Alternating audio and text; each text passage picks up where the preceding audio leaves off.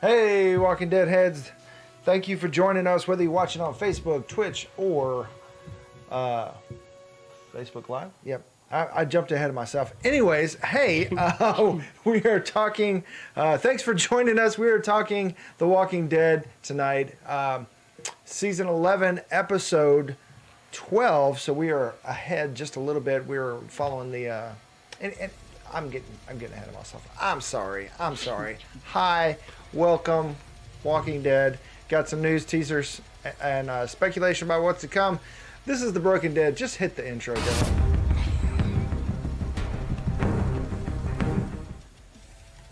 All right. Yes, I'm Dylan. I am Quin.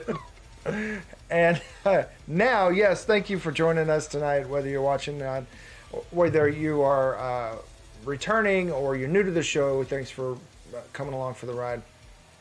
And you could be watching on Facebook. I already said this: Facebook, YouTube, or Twitch. And we stream live every Sunday night, Central Standard Time at 10 p.m. Please like, subscribe, hit the little bell icon so you know when we drop new videos and when we go live and all that fun stuff. And don't also forget don't forget to check out the website at broken.pictures.com. Man, I am woo. And man, It's all right. You want to just lead it tonight? Any special notes? Stay healthy out there, and prayers for, of course, you know what's going on in. Why do I want to say Ethiopia? Ukraine? Ukraine. What have you been watching TikToks too, Dylan? Believe it or not, I actually was like watching marathoning for out of my control, marathoning Guy Fieri, and he was visiting a lot of Ethiopian restaurants. So that's stuck in my head as I really want to try Ethiopian food now. What is that cuisine? I don't know. It's like a crepe almost, like a tortilla type thing, real soft, laid out, and then there's like pieces of like lentils and corn and cabbage. Is it corn? But anyways, like very, very spicy. And you tear off pieces of bread and you kind of scoop it up in the bread and eat it. It looks really good. I love trying new foods. Interesting. But anywho, it has nothing to do with The Walking Dead or zombies or horror, as far as I know, unless you know what happens in the bathroom later.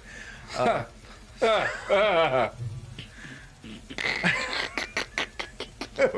right, I'm gonna tag out here. It wasn't that funny. Why am I laughing like this? All right. This is, dang, I'm sorry. This is your spoiler alert. In this episode of The Broken Dead, we are going to be talking about Season 11, Episode 12 of The Walking Dead. If you haven't watched that, pause this, go watch that, and then come back. Unless you enjoy being spoiled. You have been warned. Boom. Yeah. All right. I'm just asking my daughter if sound is okay. Sounds all right. Okay, good. Because she didn't answer. Even though when I came in here, I said, let me know if the sound is okay. All right. Here we go. So yeah. All right. Yeah, this is back, all you. back to me. I'm about to burp. Sorry, no, I'm not. Season 11, Episode 12. Lucky Ones. Aaron and Matt. Aaron and Matt. Man, live streams are fun. Aaron and Maggie meet Governor Pamela Milton as she tours Alexandria, Oceanside, and Hilltop. And Ezekiel finds himself lucky doing a routine checkup while Eugene processes Max's story. Boom. So a lot of things going on with this, and let me go ahead and get it into so I won't get notifications while we're Oh, streaming. yeah, let me do the thing too. So yeah, I mean, you want to go ahead and rate the episode, or Yeah, I went first last time. It's your turn. I remember going first last I time. think you said that last time. No, I did go first. Okay. So, man, I am going to get, let's see, 8 creepy lances. Dang, I was Out gonna of do. 10. I was gonna do crazy stairs too. That's the benefits of going first, my man. I'm going to do.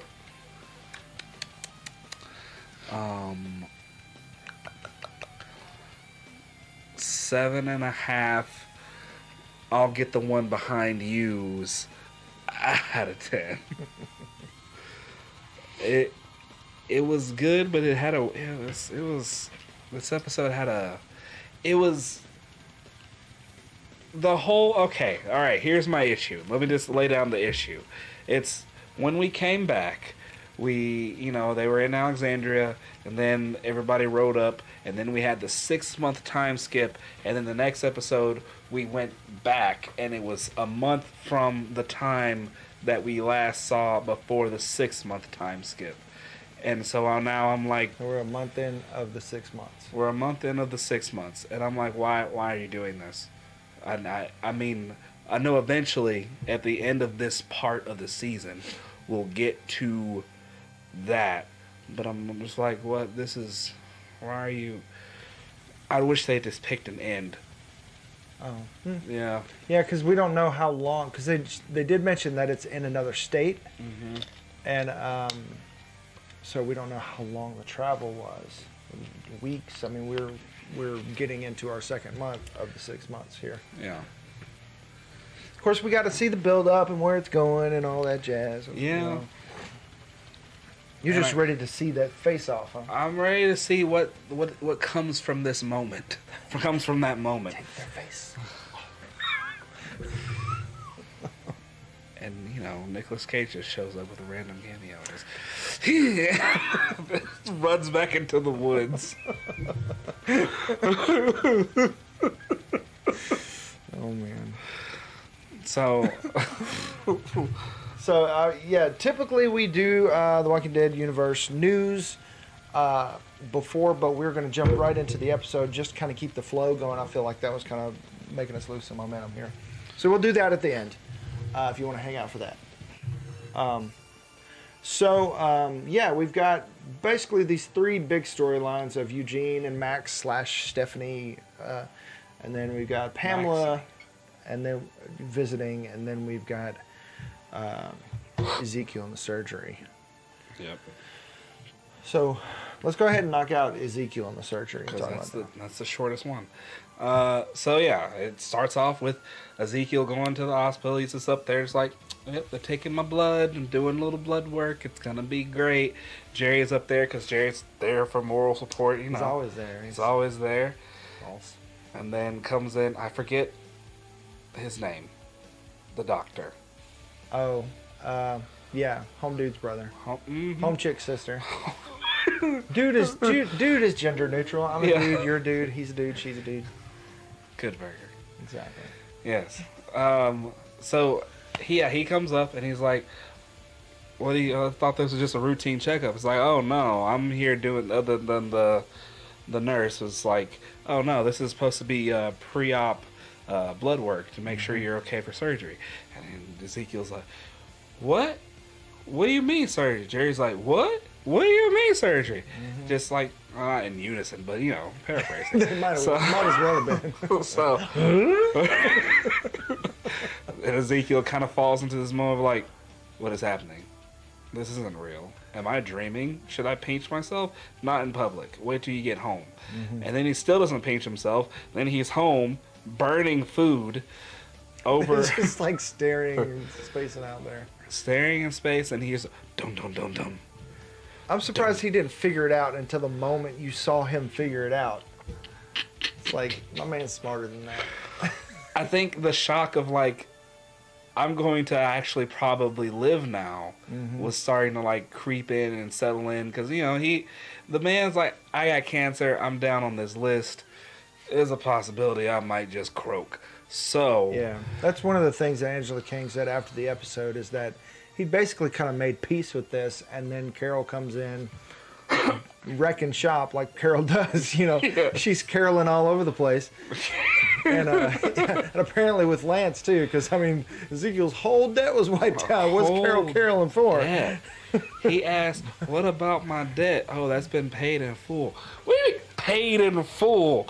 What do you think this is? 2010? I'm saying, like, my student debts from back before too. Oh, damn, Carol, what you been doing? I was like, Carol's doing more than bringing wine.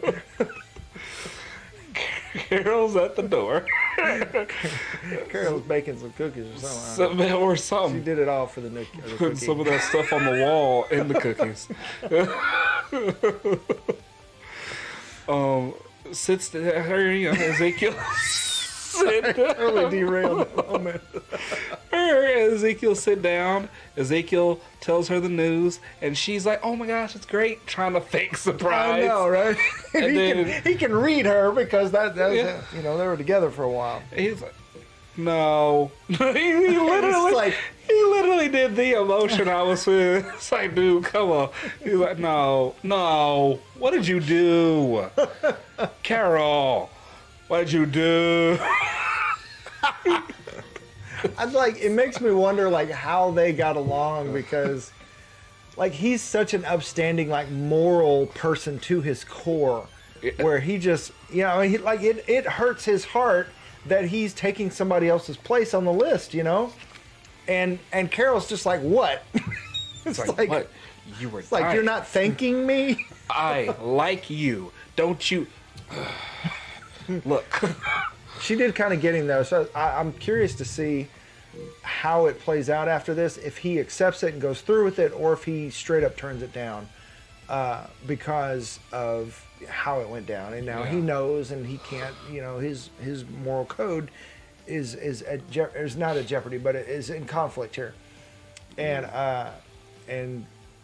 But Carol did say, hey, I've seen lesser men have better chances, and you are no lesser man. Yeah, no, she still like acknowledges this man, like this man is who he actually is as King Ezekiel. Got a lot of respect for this. Yeah, so. And that's saying a lot coming from Carol, because Carol, it takes a lot to win Carol over. It does. She's seen a lot, been through a lot. He's no Earl. He's no Earl. And Earl's in the trunk. Earl's in the trunk. So she went on Dixie too. Dips on Earl. The last scene we get with Ezekiel, him, Carol, Jerry are all in the hospital. He's up on an IV. He's in the bed. He's just kind of sitting there still with this, the same solemn look on his face like, okay, I guess this is about to happen. Mm-hmm. The nurse is explaining what's about to happen. It's like, you'll wake up and all this, and then Jerry's like, we'll have pizza and ice cream and everything. And he still trying to play along, buy into it, but not like, but you can tell he's forcing himself to make everybody else kind of like, to keep their spirits up. And he's like, no, don't put pineapple on it. Gotta throw my pineapples under the bus. I love pineapple on pizza. I'm sorry. I love Hawaiian pizza.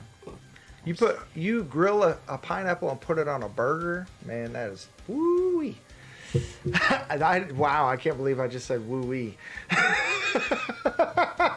But that's how it makes me feel. It's really good. Nice. Congratulations, you made your 10,000th dad joke.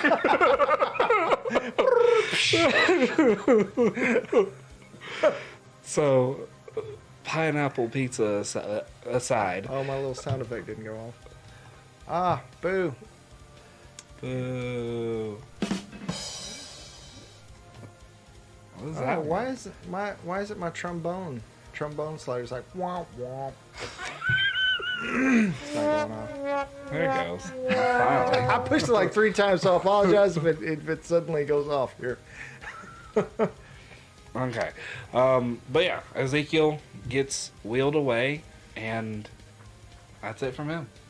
Yeah. I mean, oh yeah, he says you're not going to be eating anything but Jello for the next few weeks. Yep. So, I mean, Yeah, that in itself could deter Ezekiel from following through with it. Jello. Oh hell I'm no! getting out. Shiva didn't die for nothing. Jello. Fake Stephanie pops around the corner. What? I think I keep hearing people online saying Shira, but I could have swore she said her name was Shiva, or Lance said her name was Shiva, but maybe it's Shira. But Shira though, I mean Shira. This is an interesting name. Shira, like He-Man's sister. Like, come on. Who's naming their child in the apocalypse Shira? Maybe they're just like, oh, I hope she's powerful. I don't know. She was a celebrity baby before the fall. Maybe. And then she went all KGB. I would like Lance to is see KGB. That's. I would like to see The Walking Dead in Russia. Yeah, what's happening over there? It'd be interesting. Yeah. In various countries. Yeah. Because as whacked out as Putin is with all these conspiracy theories and everything, that he's got a bunker. Oh, he has a bunker. He got a bunker. So, yeah. So they would be fighting zombies and political turmoil. At the same time. Yeah, that'd be nuts. I'll watch that. Like freedom fighters and Foo Fighters. I don't know. Red Dawn, but with zombies? Yeah. What would they call them? You know, because everybody's got their own Everybody name. has their own name because the word zombie doesn't exist. Yeah. I don't know. I don't know. They might call this whatever the Russian word is for dead. Maybe. I don't know. If you're Russian, you speak Russian, or you've got roots over there, then help us out, Please. or just use a Ukrainian word. That's the thing now, is we're replacing all the Russian words with Ukrainian words. I didn't know that was a thing. Is that a thing? Oh yeah. Like remember how after 9/11 and the French weren't on our side or something, and we had this little spat, so we renamed all the French fries Freedom Fries. Remember that? Yeah. So, yeah. I thought. Okay. I mean, it's silly and petty, but I mean, but yeah. So like all the things, like so, in film, there's this crane that sits on top of a car, and it's like a Russian crane, right? Mm-hmm. And it's the one like in car chases that lowers down between the cars and all these things. We get the really great shots. Well, now they're calling it the Ukraine.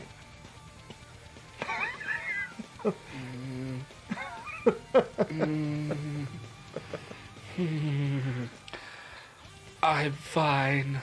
It's just little ways to support. Little ways to support. I just try not to laugh. That's all. All right. So yes, Ezekiel. Hopefully he goes through the surgery. If he doesn't, then well, we'll see. He'll die one way or another. Maybe. Okay, so one of the theories out there is that he's going to be the one that Sebastian kills because, if I'm not mistaken, Rick gave this really big speech before his death. Oh, and who else is an orator could give that type of speech? Ezekiel. Yeah. Mm-hmm. All right. So if they save Ezekiel just to kill him, they're going to piss a lot of people off. But it's the last season. What do they care?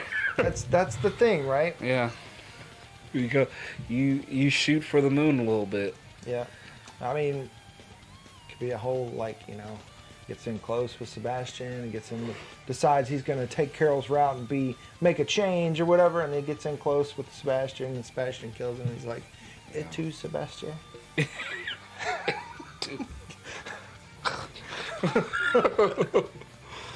But all right, man, I hope that doesn't happen. Damn, Dylan. I hope that doesn't happen. I would like to see Ezekiel make it to the end. For sure. But if he should not. If anybody could take over the Commonwealth and run it well, it would be Ezekiel. Yeah. Ooh, coming from the common man. He's been working his old job too, and he understands. But we'll put a pin in that because it'll kind of come back around with something that happened later with Pamela and what's his face, Lance. So yeah, all right, and they even hinted at that with when Max was telling her story about the fact that Pamela does not support how Sebastian acts. Like, she does not baby him. yeah. That she knows he's a little asshole. Yeah, he is. Not even a little. He just is. Like, yeah, that sound. That is Sebastian. And I'm trying to figure out how he became that. Real quick, let's just take 5 minutes. Rotten. Let's take 5 minutes to talk about this. First off, they're the apocalypse. He's probably in his 20s. But they're living in a bubble, though. Carl would be his age. Yeah. If Carl was alive. Yeah. So I'm trying to figure out how, bubble or not, Pamela does not like. I mean, think about Deanna's son. Uh-huh. And how spoiled he was. But he still had contact with walkers and was still spoiled and thought he was going to run the place. So imagine this kid who feels ultra safe, who has a literal militia army at his disposal. But I get your point. It's like if she's willing to like cut off his line of credit and like call him out to other people, and obviously when he sees her, she's got disdain for him in public, and he's trying to prove himself or whatever. I don't know. But why does she allow him to have any sort of control and be able to tell like Mercer what to do or any of that kind of? Why did she allow that? Unless it is part of Lance's play to undermine Pamela.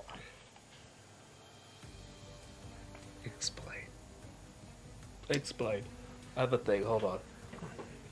So, oh goodness, blushing. Oof, okay. So Lance obviously has his secret little service going on, right? With Shiva, or whatever hell her name is, running this underground thing.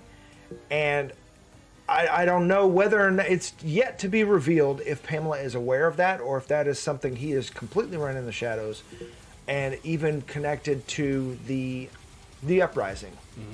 Because if that is connected to the uprising, and see, I mean, you saw how quickly he swept that under the rug when she was like, are there thousands? Like, she seems legitimately unaware that people are suffering and things are the way they are. And may even be a legitimately good person. She just has the America first mindset, you know what I mean? She, it's Commonwealth first. I gotta look out for me and mine, It's hard to do. Yeah, it's hard not to get out of that when you have a parent that was a president, I feel like. Yeah, or I mean, even having to, because Maggie's got the same mindset. It's everybody, it's the apocalypse, it's me and mine, and then if we got left over, we'll help you out, you know what I mean? But that's not how Rick eventually ran things, and I think that is like the two sides of Rick, where you got Maggie looking out for Maggie and her people, and Daryl, coming around and like, well, he respects Deanna because she let them in, and they were able to earn their place and lead and choose their own path, and that happened under Rick and Deanna and And she knew Deanna. Pamela turns out. Yeah, it was an interesting little Easter egg there. Which is, that's super interesting. Well, because Deanna did say that she was like in Congress or something like that before all this, and that's how she was able to set all this up. It was like they ran in similar circles. She said it was before she really thought about politics, but she said that woman was like born to lead, or born to be in charge of something. Yeah. So we didn't get a "Who's Deanna?" Yeah. out of her.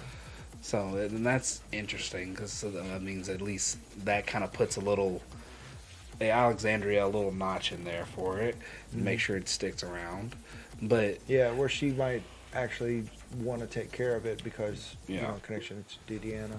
So, but I think Maggie and Pamela are probably, like, if we start going down the line of, like, the characters themselves, as they are in the show, they're probably similar, but they got to the way that they are in different ways. Yeah. Maggie became Maggie's folks for Maggie's folks through pain and suffering and loss.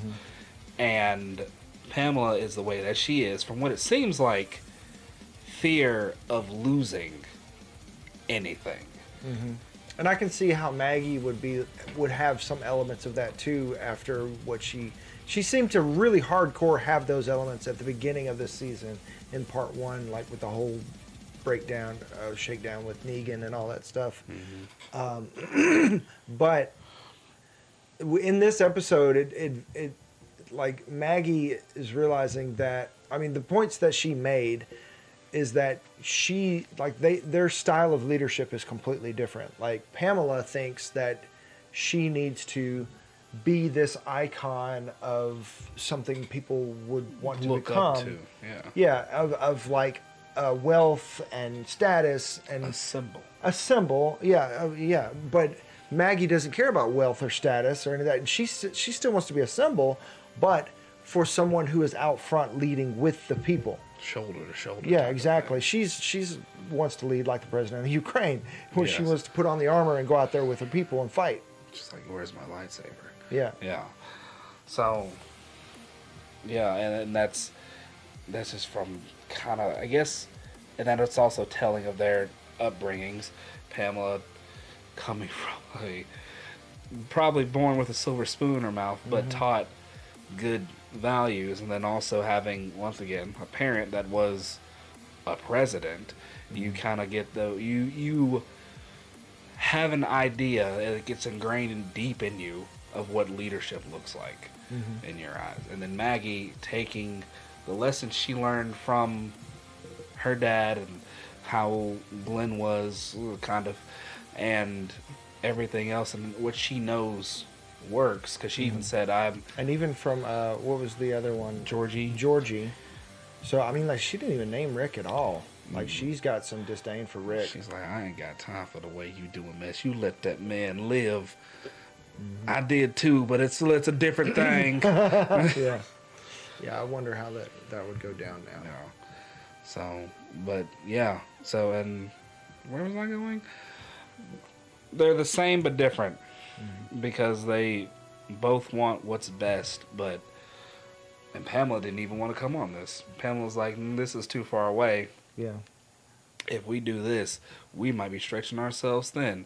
We're talking. If y'all haven't guessed, we're on the visitation storyline with Pamela and all them now. We'll do, I guess, Max last. Yeah. Eugene and Max.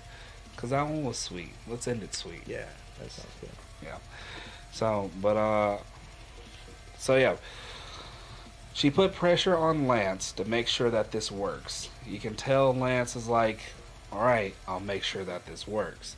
They visit Alexandria. But at the same time, it seems like she almost just has no interest in, like, this too far away. We're gonna, we're spreading ourselves too thin. But Lance wants this for Lance, even though on the surface he's like, "What? No, man. This is you're the boss." We can be this can be assets. This can be the start of our true expansion. And she's like, "Fam, we can honestly just stay where we are, make our stuff extra super safe, and then just live." But he's like, "Nope, we gotta get bigger. We just gotta." Don't know why we need to get bigger. Yeah, but we do. I mean, it seems like it's coming from a good place, like most good villains. I mean, it's like like he wants to restore the world and he wants to bring about normalcy, but he wants to be the spearhead. He wants to be the guy. You know what I mean? And like that little analogy with that gold coin, like I think he feels like he's got to prove himself, because he knows on the inside he's just a common nickel. But on the outside, he's putting on that gold plating. Yeah. and and like every time something happens, a little thing goes wrong, you see a bit of you get a peek at who he actually is. Mm-hmm. You got they were up there in Alexandria, and she's up there talking to Daryl, and then everybody Walker got in, so Daryl went out and dealt with it. Mm-hmm. And it was just one Walker. It was just one. But Lance is worried about appearances. And and then Aaron blamed him for like, hey, y'all folks are fixing the wall. You can't blame us. There's like 3 of us. Mm-hmm. Literally. It seems like it. I like the idea of Aaron being the leader of Alexandria because he was the one that went and got everybody. Yeah. You know? And now basically he was the Lance of Alexandria, but a good one. Yeah. One question though. Why did he tell everybody to stop working? And what was he hiding?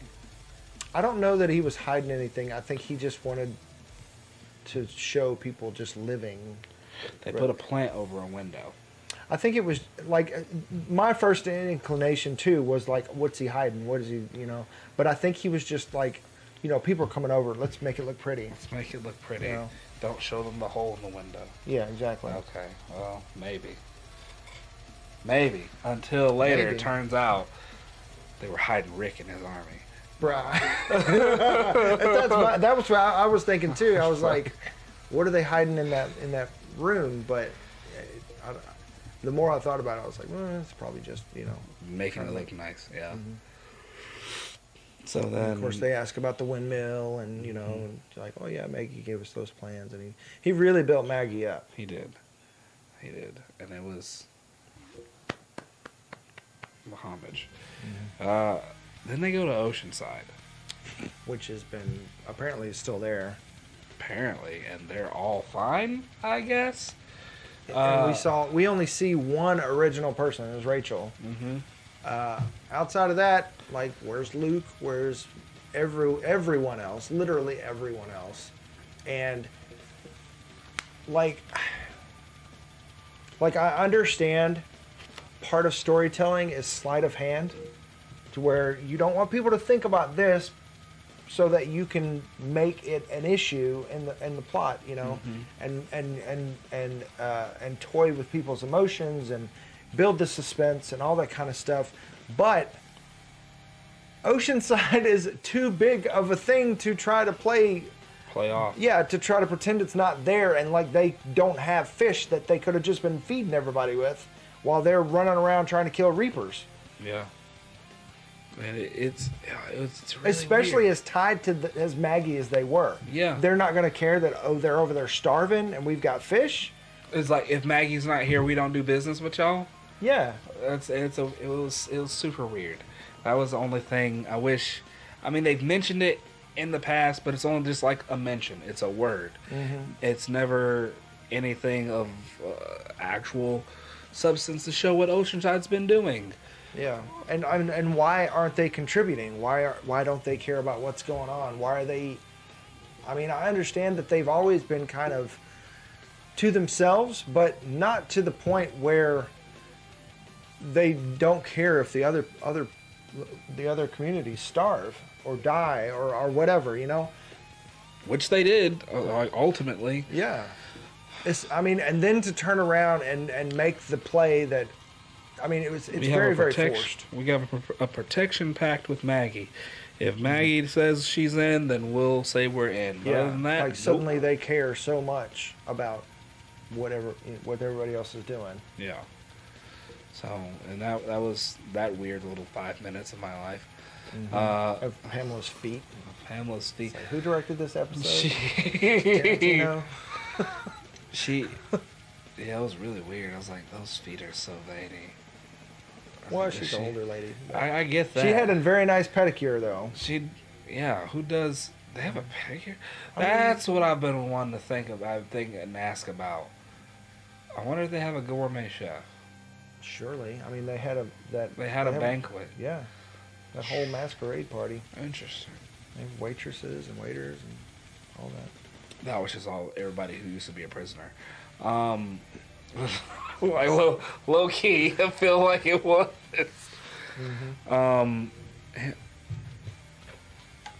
There's a lot of things about Commonwealth I want to know. Obviously, they have electricians. Electricians. Yeah. I wonder how they be living. I would like to see how everyone's living. Well, I mean, we saw, like, Carol's got a nicer place for, I don't know if it's because of her connections with Lance, but Ezekiel's place was like a little hole in the wall, where Daryl had the kids was a little hole in the wall. They're all eating out of the same bowls as the dog, you know. I mean, it's like, Yeah. But then as soon as he finishes his basics or whatever, yeah. then he's in a nicer place, which was about the same as Carol, it seemed like. Interesting. But I mean, I don't know if those were like barracks, because him and Rosita kind of came out of neighboring doors. So I don't know. I think it might have been the barracks, just close to the training ground. Yeah, but obviously there's some huge classism and big inequality going on. Oh yeah, that's definitely about to get tackled. Yeah. So, but yeah, Pamela. Then they proceed to back to the story, y'all. And they proceed on to Hilltop, which I don't know why Maggie went back to Hilltop. Because I mean, I guess Hilltop. I mean, I thought Hilltop burnt to the ground, It did, and then and suddenly in a it's month just there. they built it up. Yeah. I mean, they did like lay it on thick that they had been like constantly working. They were exhausted. Da da da. There's a whole flipping tree that fell through Yeah. the thing. Yeah. I mean, It should have been engulfed with. the whole thing should have been ashes. It's fine. I mean, even the house was still there. Magic. Yeah. So yeah. That didn't make a whole lot of sense. It seems like they would have just like abandoned it like the kingdom and just had Alexandria, because they've already got the issue with there being too many communities already, because because of the whole Oceanside issue. It's like they can't mention Oceanside, or I don't know what, if it's too expensive to film there or what, but they spent a whole seasons, visiting and it being a regular thing. So why not just let the Hilltop die, and then Maggie they start the new council with Maggie at Alexandria, and they could even play with some kind of Civil War aspects there with her and Aaron wanting different things, or maybe that, and I mean, or they could play into that of why she left and went to Hilltop and decided to rebuild, because her and Aaron were not in agreement, but we didn't get any of that. No. And I mean, yeah, you could have just had Alexandria and Oceanside and been fine. Yeah. Hilltop is a bit much. I feel. I feel. And like. it even makes sense for Commonwealth. Like, why would they want to rebuild 3 communities at once? Yeah. Instead of just the one, and then when it gets good, then try to branch. What I mean? Alexandria then branches off, and then they start to build their own thing to be Hilltop too, Mm-hmm. because I mean it feels like the scars from the Whisper War don't matter, besides the folks who died. Yeah. Like there was no. Tell me one lasting ramification that came from the Whisper War. Lydia lives with them. And that's it. And she's at Hilltop for some reason. Asking when she can leave. Ask her, should I leave? So it just feels like they took. That's why it was a 7 point. That's the other reason it was a 7.5. It took the oomph out of everything that the Whisperers did. The Whisperers brought them down to bare bricks, barely surviving, about to starve, to where Alexandria seems cool. They're rebuilding. They have a lot of help rebuilding, which they should. But now Hilltop's back, Oceanside resurrected, and everything besides, like you said, Lydia, there is no true ramifications. Yeah. Which brings us back to the convoy going down the road, and they see, oh snap, someone's getting attacked by a whole bunch of walkers. Who could it be? Maggie. I thought it would have been interesting. Yeah, because they were hiding her face like it was going to be Leah or something. Yeah. It was Maggie. It was, yeah. I thought it would have been interesting if they had ran across walkers. And like how we had some whisper leftovers before, there'd just be one. That they just so happened to miss, who was holding a grudge, who really just wanted to kill. Like Lydia could have been in that still little skirmish, and they were just wanting to kill Lydia, and that was the last. Like, literally, that was the last one. And like if Pamela saw that, then like it makes Pamela uneasy. Like, hold on, I ain't trying to fight a whole war with this. So, because she seemed disgruntled to learn that Alexandria fell more than once. And like if they kept, I feel like if they kept building on that and playing on that, that would have been an interesting it wasn't thing. safe. Yeah, and especially to find out that Deanna died from being bitten, and they've got walkers coming through the gates. Yeah, she's like, literally "Ah." while she's there. Also, just going back to the Hilltop thing, like they spent entire part one getting their food back. And so you're telling me they got back, got their food just enough for everybody to survive and get everybody back on their feet. And Commonwealth shows up and kind of helps and also brings food and fuel and all these different things. For Maggie to just not take any of that and go to Hilltop, and they're starving over there because even Elijah said this is when she brought those quail back, 3 pheasants or whatever. 3 of them. Yeah, he said this is the best we've eaten in weeks. It's like, what is going on? Yeah, I mean, no wonder what's her face left with. Yeah. Then she had. I don't know. It just makes Maggie look worse than. It's like why are. I don't understand. So, who was I about to say we're gonna bring it back around to? We're not there yet. We're almost there. Maggie has conversations with Pamela in the woods, and then they kind of like, all right, I see you, girl. She's like, girl, I see you too. And, you know, they have their moment where they do their thing of like, I'm going to kill him with a knife, I'm going to kill him with a gun. Either way, they going to die, but us just serve them, done. Like that? Yeah. Oh, wow. At first I thought it was like a line to a song. And so they do that, give each other the nod, and like they earned each other's respect right then, or they acknowledged one another at least. I think in that moment, it also kind of defines where the difference between our group and the Commonwealth, because Pamela's using a shotgun or whatever she's using. It was loud, and it drew walkers, and Maggie just goes out and efficient with the knife, and done. But Commonwealth is so over the top that they're flamboyant. They bring attention to themselves. They're not careful. Yeah. They're not. I think like Maggie's seen this before. I mean, literally, they're calling her governor, and that's like, no, you know what I mean? Like, nope. So, I mean, I get where Maggie's coming from, not wanting to join up with them and not wanting to take their food, but also, like, I don't know, she could have just said, hey, Aaron, look, you guys can have their food, just let me have our food, and we'll go over here. And maybe that's why they were starving. I don't know, but I would have liked to have seen her point of view on that. We're missing 30 days worth of what happened. Yeah. Yeah. At least. So, yeah. And then, you know, so we get back, they get to Hilltop. They set up a brief camp, super brief camp outside of Hilltop. Lance is like, hey, we got plenty of food and water. Doing that whole thing of like, we got plenty of extra, y'all. We can share, even though they brought it so they could do this. And, you know, start passing it out. What is Maggie's son name? Henry? No. Herschel. Herschel. Just like her daddy. Just like her daddy.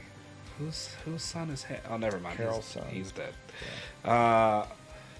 And he has Mercer's helmet on, so that's nice. Mercer likes to play nice with children.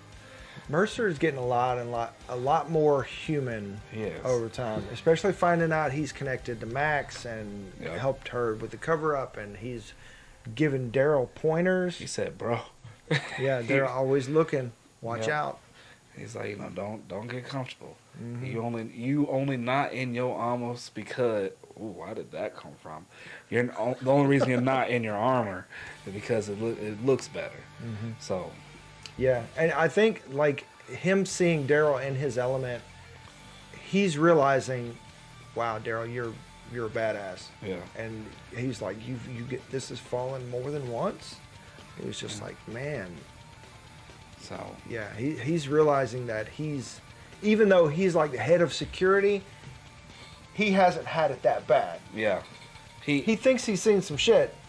But he hadn't seen some shit. He had seen some folks walking up out of the thing. Come here, while you follow me. Whisper, whisper. And all this, man. Yeah, he hadn't seen this. He hadn't seen that. He hadn't seen the guy coming around. Little pig. So there's a lot he hadn't. Yeah. A lot he hasn't had to go through, and it's starting to sink in, and he's realizing, all right, this dude's something else. Maybe all right, what was that? Oh, that's the heater over Okay. It's chilly. I'm sorry. So yeah, it's pretty warm. Oh, it's 37 degrees outside. We did get a little chill. Ooh. And they had that conversation, and they went off. I think that was the last time Mercer actually talked for the rest of this episode. Yeah, when he called formation, and I think that was the moment. Like Maggie was kind of like on the fence and maybe even on board, but when she saw, she made eye contact with Mercer, and she was thankful that they were able to take out those walkers so quickly. Yeah. But when he called formation and even Daryl had to jump in line, she was like, okay, we could easily be on the wrong side of that. Yeah. Yeah. Which we saw, the 6 month mark thing. Because 10 years into the apocalypse, bullets flying, you start to rethink things. Mm-hmm. I was like, how do y'all still have this much ammunition to where you can just mow down? They've got a Eugene. They got a Eugene. They got I'm sure, a stockpile that has been pilfered slowly over time for the resistance. So it's about to be another war. Yeah. But I mean, we did have Civil War. Now you're going to have another Civil War. Yeah. But I think that this is going to be more interesting. Like, from what I understand, the Commonwealth storyline in the comics was pretty lackluster. It was just kind of like, this is not the apocalypse anymore. Which is kind of like I think it came out about the same time as the Walking Dead show started getting all these communities, and that kind of actually carried over to the show where everybody was like, hey, we're at communities. We're not the Walking Dead. This isn't the apocalypse. Horror survival anymore. It's just living in drama. Yeah, and I think that kind of bled over to the show, and that's when a lot of people started falling off. Yeah. So, I mean, they're still probably for the rest of this part of the season, they're going to play with Rotten to the core, where you kind of figure out all the corruption and everything that's going on in Commonwealth, and then they'll explode into all-out war. Yeah, so it's definitely something rotten in Denmark. Is that where they are? It's a Shakespearean. Oh. Okay. I think it's from Macbeth. Macbeth. Which is one of my favorites. Macbeth is also creepy. Spot. Anyways. Macbeth another day. because it gets real. Depending on which Macbeth you watch, it feels real incesty sometimes. Mm-hmm. Yeah. Yeah, there's some pretty good Macbeths. Oh, the Mel Gibson one was pretty good. Yeah. All right. So, but yeah, then Maggie, after after the formation thing and after the walkers that they had to put down, that were put down very quickly, and she was like, "Ooh." But yeah, I'm sorry, I lost my train of thought. But yeah, you mentioned her son wearing Mercer's helmet. Yes. And I think after seeing the formation thing and Daryl having to fall in line, she was like, "That could be my son, Yeah. too, and I don't want that for him." Don't see why it's not that bad as long as it doesn't mess up. But weed out the corruption first. And so she then kindly went up to Pamela and Lance and was like, Thanks, but no thanks. "Yep, And She was nice about it. She wasn't rude. She was nice. And she's like, "Well, why? Everything has like you said, everything has a cost." Yep. And then Lance's eyes. you just hear him screaming in his brain. He was like, but yeah, I was your kid university. Yep. Boat rides. Then we go to Pamela's tent. Her and Lance. Lance is up there like, it could be good. She's like, "Fam, I see what you're trying to do. Trying to bring in 3 communities all at one time. That's very ambitious. Very great. Kudos for trying. But I know you wanted to run those communities." And he's like, "Oh, Pamela, what do you mean? It's completely up to your discretion. I mean, that decision lies with you." And she was just kind of like, "I know it lies with me, Lance. We're going home. Pack your stuff." And he's like, "Well, wait, I can make it work. Just let me stay here." And she said,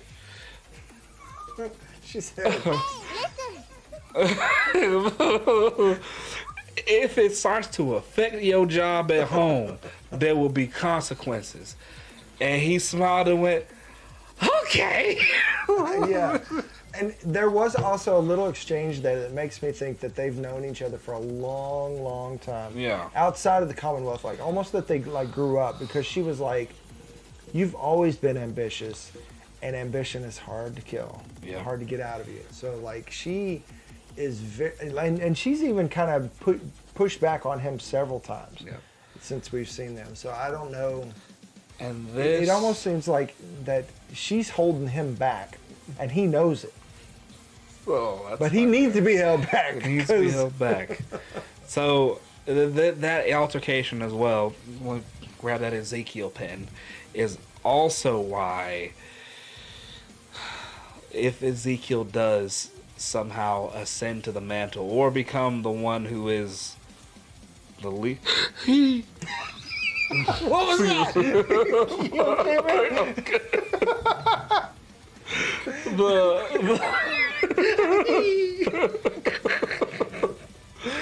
okay, my brother-in-law sneezes like that.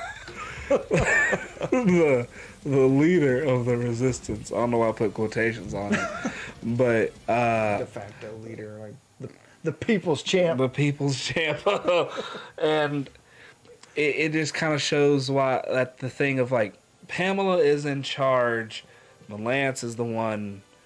Once again, really like he's got the reins. He has the reins, and I think he's the villain of everything, and we're gonna end up finding out Pamela is like it seems like she's a good person. I don't think it's like any kind of misdirect or flip around. I think she actually is just on the straight and narrow. It's just like she's a politician, but she's not necessarily a bad politician. Like corrupt. She's not corrupt.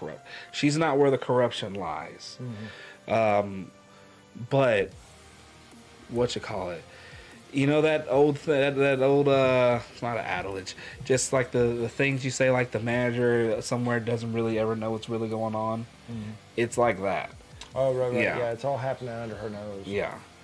So But when there's a decision that needs to be made, she's still one that has to make it. But there are decisions that are like, here is this decision. Can you make it, please? This one. That one there. Yes. Okay, thank you. You're so wise and marvelous. And so, yeah, it almost feels like on some things she's... Yeah, he's the one. She lets him get his hands dirty. Yeah. But it's come to the point where he's got control. Yeah. She may be in charge, but I know how it all works. She's in trouble. That's what's going on. Yeah. That's why I think Lance is in. Like, I think that he is actually running the uprising behind the scenes. And especially that last moment where he pulls out that revolver. And that little, tiny pistol. Snub nose. Yeah, which fits him so well. Bang, bang, bang. So he's like going to town. He calls the walker, so he knows. And I wouldn't be surprised if they staged the whole walker attack anyway. I thought they did already. Mm-hmm. Yeah, because if you know, like one of those walkers had cans on his feet. Yeah. But at the same time, when they went out, there were also like lines, with cans and stuff. So maybe it just got that on there from there. Yeah, sure.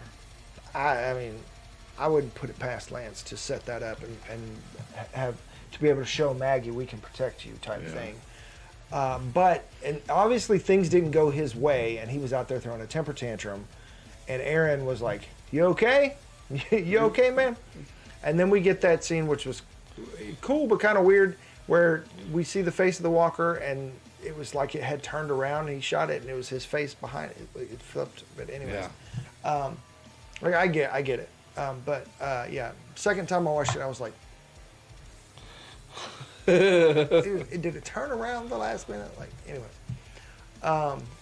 But I almost think, like, that almost felt like foreshadowing to the whole Sebastian shooting Rick thing. Yeah.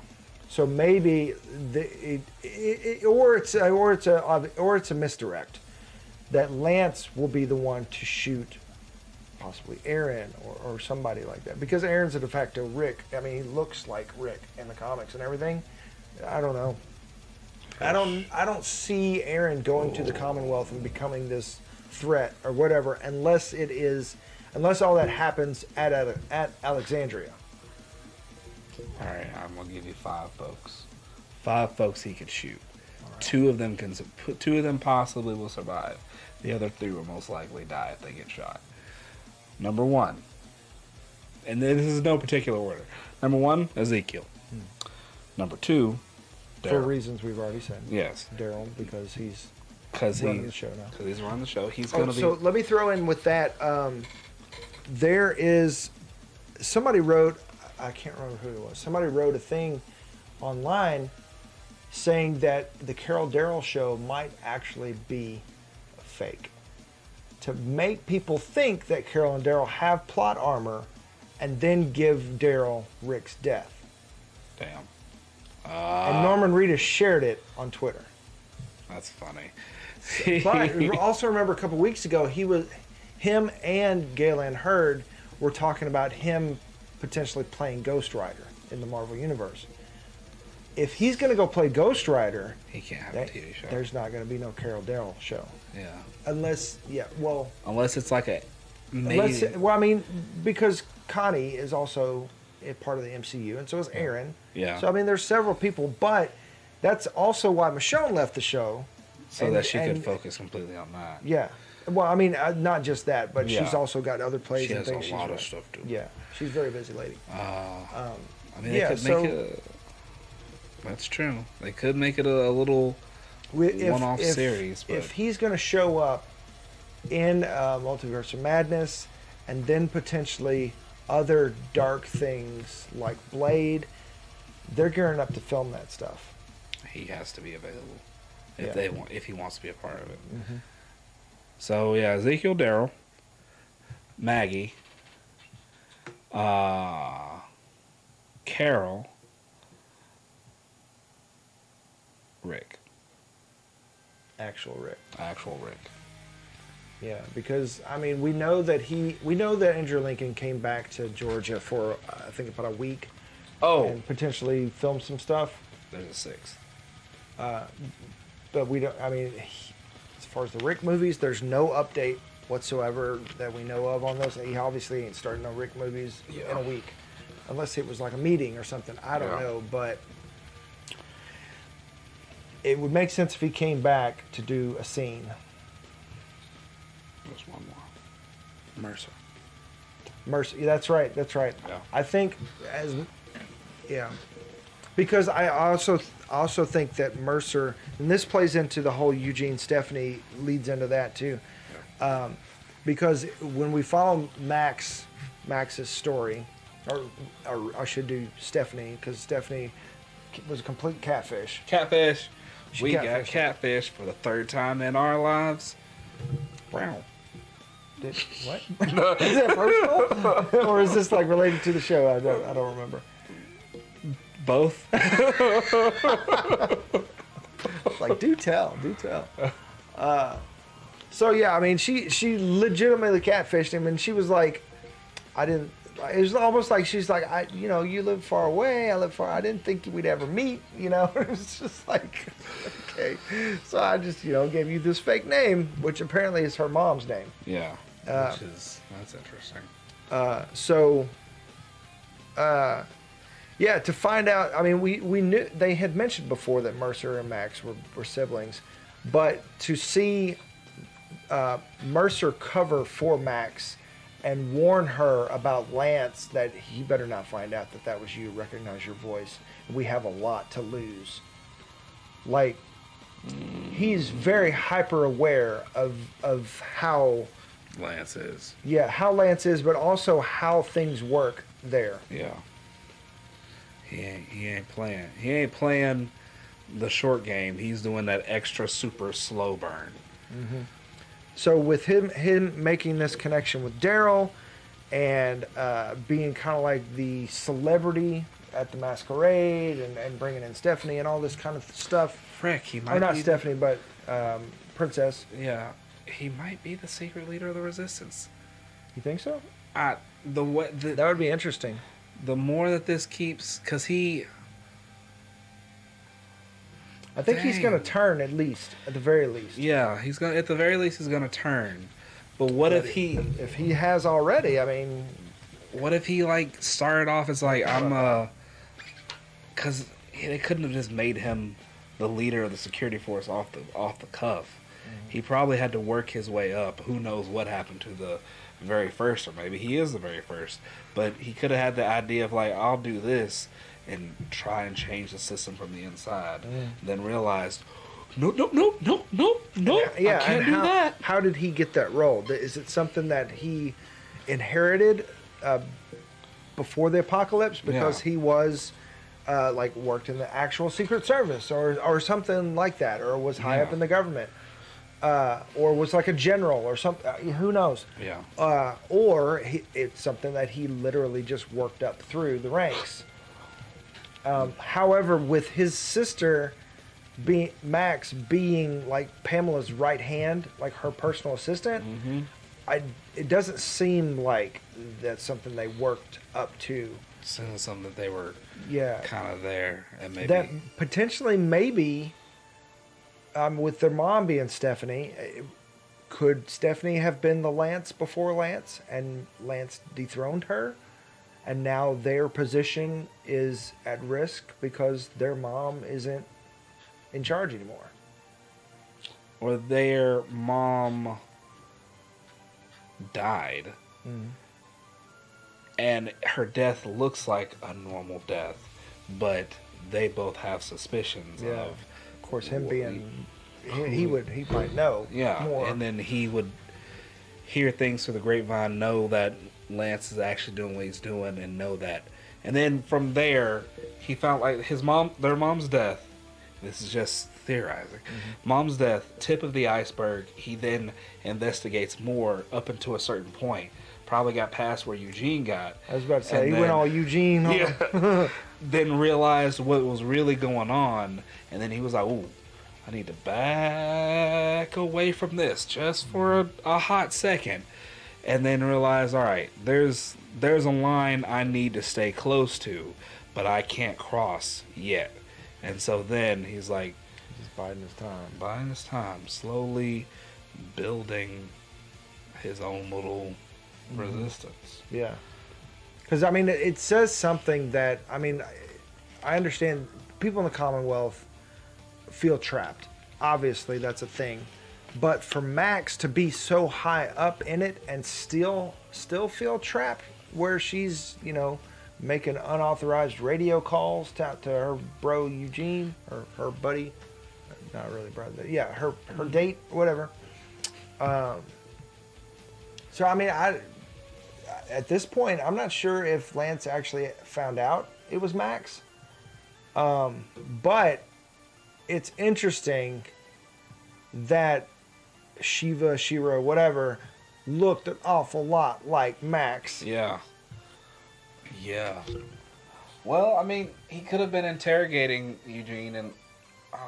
could have been interrogating Eugene, but, like, gotten a description from Eugene of, like, what she said she looked like. And then put her there as a plant. I mean, obviously... Well, because obviously they knew a bunch of things because they've been listening in. You know... they've been intercepting the radio receptions and just taking hit the notes. Speaker button and like, Yeah, they're taking notes. And apparently Max, from what she said, she abandoned the whole thing and then was very surprised when she saw Eugene that day at the ice cream truck. Yeah. And that was like her moment of like, what the hell is going on? That's my man. But she was too afraid to do anything for obvious reasons, you know. And then in typical... I'll probably get in trouble with this. But typical woman fashion, she gets mad at him for getting mad at her. Well, I don't know exactly what you mean, but okay. But then, you know, Eugene, being a smart male, apologizes. Yes. So. He apologized. Then it looked like that was going to be the end of everything. And then she was mad because you let her read your book. How could you not know that wasn't me? It's like, bruh, I only knew your voice. I was a virgin. That's what I wanted him to say. That's all I wanted him to say. Oh, no. Oh, man. If she took his virginity? Oh, no. Come on. She definitely did. Dude. Man. Man. Oh, bro. Oh, no. Poor Eugene. Oh, no. This just got a lot worse. Oh, bro. No wonder he acted like he did. Oh, man. That poor, oh, come on. And she just stone cold. Oh, damn. She had to know. She had to have known after all that. He would have told her. And she's sleeping at his house. Dylan. Damn! Oh, that bitch! Wow! Oh man, poor Eugene, dude, man. That guy, he's like, no wonder he burned his manuscript. Oh, bruh. Heartbroken in the realest way. Man. So yeah. But you know that conversation is going to come up later with Max and be like, who you been? Well, you technically. So, yeah, they... For a moment there, I did think that they might start alluding to the Eugene Rosita romance of the comics, but of course Rosita, you know, firmly in the friend zone. It's like, you're going to find your person, Eugene. I'm sorry, my dude, that she broke up with you. It's fine. They keep these little moments between them and not fulfilling. Yeah, because she's still alive for now. So yeah, just like that would make me so happy though if at the end of it, her and Eugene, Rosita and Eugene did end up together and rode off into the sunset. Oh, That would be sweet. But this is The Walking Dead. People don't get to be happy. not for long anyway. Yeah, unless your name is Rick and Michonne. Well, Yeah. yeah, even them, not for long. Even though not for long. Oh, no. But yeah, they made up. He started telling her about the story, and then that seemed to be the moment that they reconnected. And hopefully, this little kindling will burst into a beautiful flame of romance. Let it burn. So, but with the sweetest note of the show, I think that's it as far as the discussion. Yeah, unless you got anything else. Yeah, just the fact that, I mean, we already mentioned it, I guess. I'm trying to remember how much we got into how is Sebastian like he is with his mama. We started to, but it... So yeah, we went back. He would have been Carl's age at the beginning of the apocalypse. Yeah. Even with the amount of money that they had, unless they were just like in some type of safe haven, which is a possibility, she is fine around the dead. She's had to kill them. Mm-hmm. And not even like, so even before Commonwealth was fully established. She doesn't freak out at all. No. And he treats them like toys and doesn't take them like truly serious. Mm-hmm. So I'm trying to figure out maybe like the kids from Alexandria. Was it Alexandria or was it Hilltop? The ones that were like, it was like stuck in the wall and they were Yeah. it was Alexandria. Enid. I want to say Lydia, but Lydia's the new Enid. Judith? No. Remember? Yeah. Carl was dating her. Oh yeah. Edith. Edith. Girl who died, who got her head cut off. Yep. Just survived somehow. That one. We found her eating a turtle. Eating a turtle. So, yeah. Her. And they were treating walkers like they were just toys. Yeah. Which is what the Commonwealth did at this haunted house, which is kind of freaky. But yeah, if you look at it so I was watching, because apparently remember last week I was bitching about not being able to watch Talking Dead. Mm-hmm. Well, now you can watch it. You don't have to have Philo to watch it, and you can just watch it. So I watched last week's, and they were talking about that a little bit, and I was like, because I had the same reaction, was like, man, they're just treating them like they're toys, or putting them in the thing. But at the same time, I was like, it's kind of akin to a zoo, because if you imagine, people who had to fight wild animals, and then we just have wild animals behind a cage that's oohing on, oogling over them, It's kind of the same thing, where it's like they're just bringing them in so they can see them up close. And desensitize them to you. But then the issue with that is then they become, you feel like they are less dangerous because you see them in a safe environment. I don't know, because I understand that a lion is dangerous, but I've seen it in a safe environment. You do. Mm.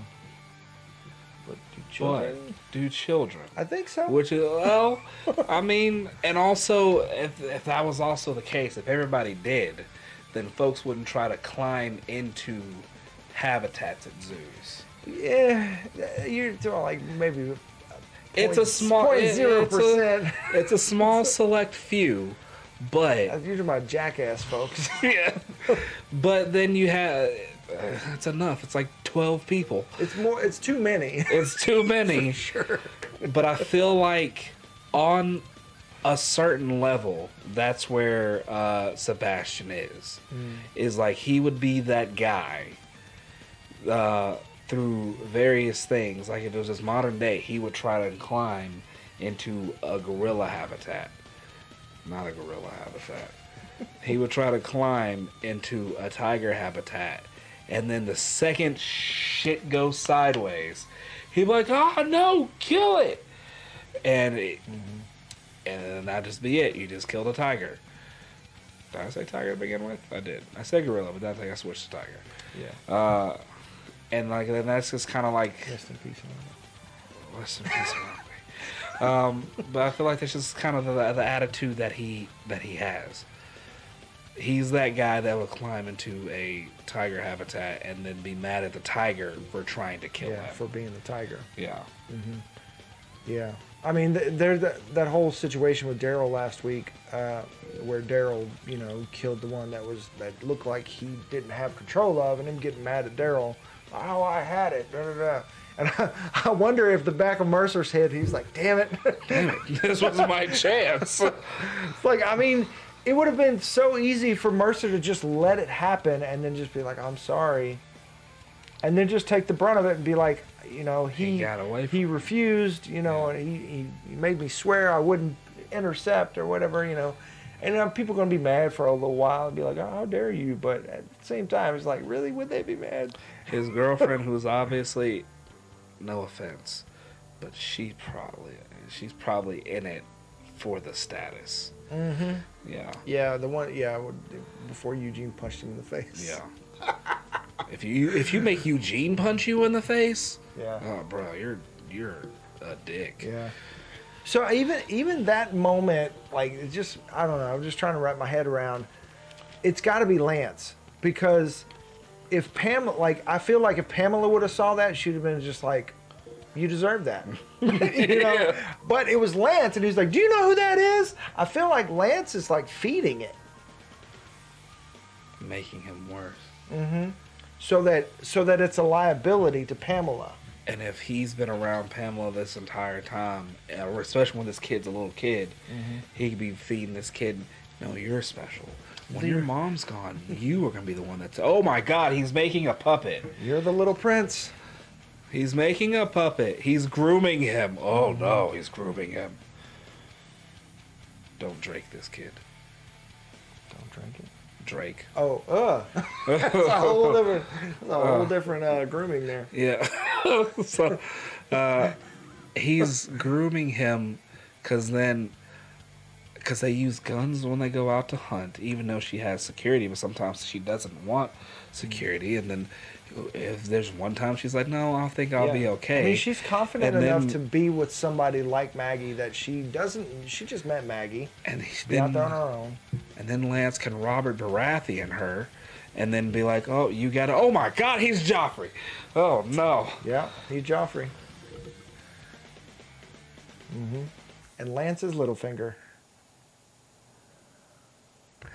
Burn all the Commonwealth down. Do it now. This is your only chance. Did you say burn it down? Did you say burn it down? This is your only chance. Yeah. All right, well, I didn't realize I was watching the first season of Game of Thrones, so goodbye, Daryl. Getting your head cut off. Yikes. Yeah. Bruh, he is Robert. Or no, not Robert. He's but, Ned. He's Ned. He is Ned. He's he left Ned. his home to go. Oh, Daryl's Ned.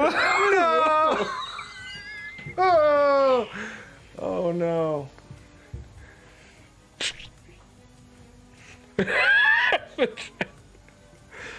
Oh man.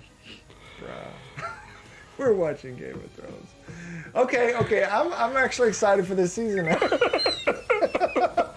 To just change my whole perspective. This is gonna be fun. All right. Oh man. okay. Well, anything? I mean, look at the title for the next episode.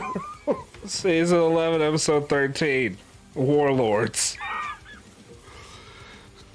Yeah, and in the teaser, did you see the teaser for it? Mm-hmm. Where they find I think it's the hospital that they were in before. Yeah. And these Mad Max looking folks, a chick with a giant axe and a bald head, because bald-headed chicks are badass apparently. They take over the world. Yeah, whether it's Furiosa or leader of the Whisperers or Alpha, Oh, man. just shave her head. She shaved her head. She is leader now. Head has been shaved. Head is spoken. Tall man, you must be bodyguard. Here are 2 knives. Prepare to have final fight against that guy. It will be kind of cool. Then someone will come up and stab you in the neck.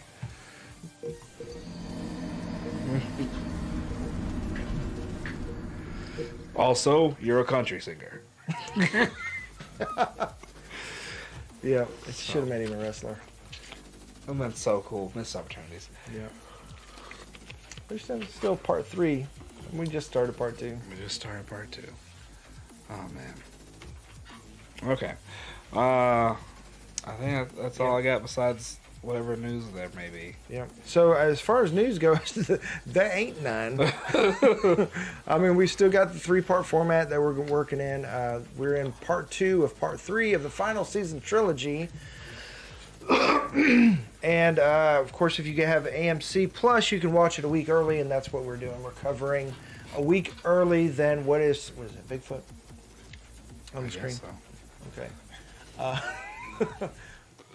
So yeah, we're covering it a week early just to kind of catch up, because on the internet it seems like no one's respecting what is showing on the night of anymore on the channel. That pretty much everybody's watching it online. So I apologize. Just watch it next week and watch it. And we're going to be online. This is still going to live online, is what I'm saying. So you can still come back and watch it. It'll still be there. But we just had to get ahead of the ball. No big updates on the Rick Grimes movie or the Carol Darrell spinoff or the Origins, even though, you know, over the break, we had lots of cast notifications. Tales of the Walking Dead spinoff, or not Origin, but Tales of Walking Dead had some cast updates, the casting reveals. As far as Fear, I think it's coming back. It is coming back, but I don't know how many more seasons it's going to go. Dead in the Water is apparently a spinoff of Fear. There's apparently doing a comedy spinoff, a Negan spinoff potentially. We know Negan is coming back. We've seen those glimpses. And Negan could be the guy. Negan could be the guy. Prove himself as a hero. It's so what it boils down to. The reason Rick got shot ultimately is because he went in the Commonwealth.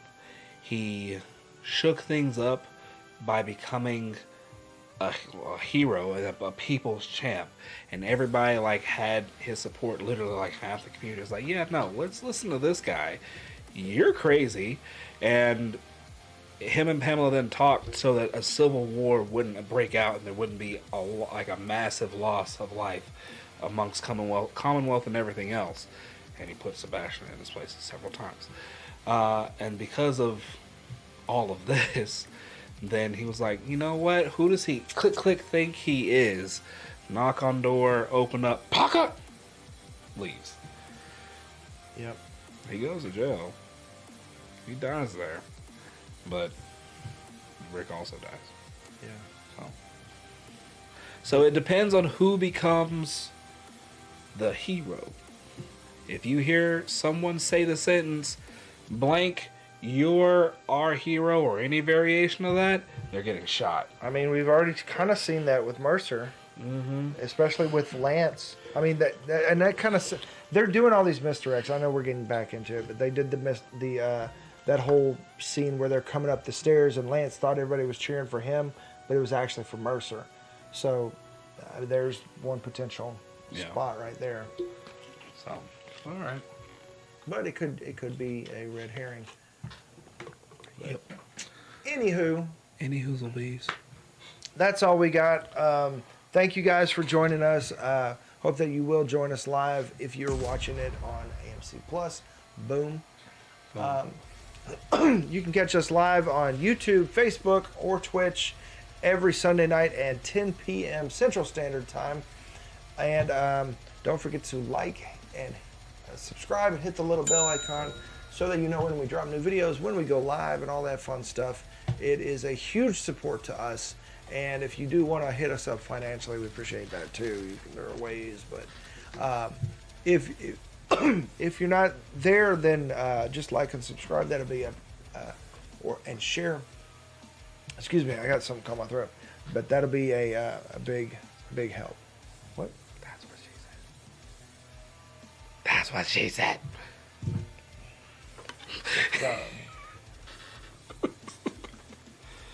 How you gonna do me like that, man?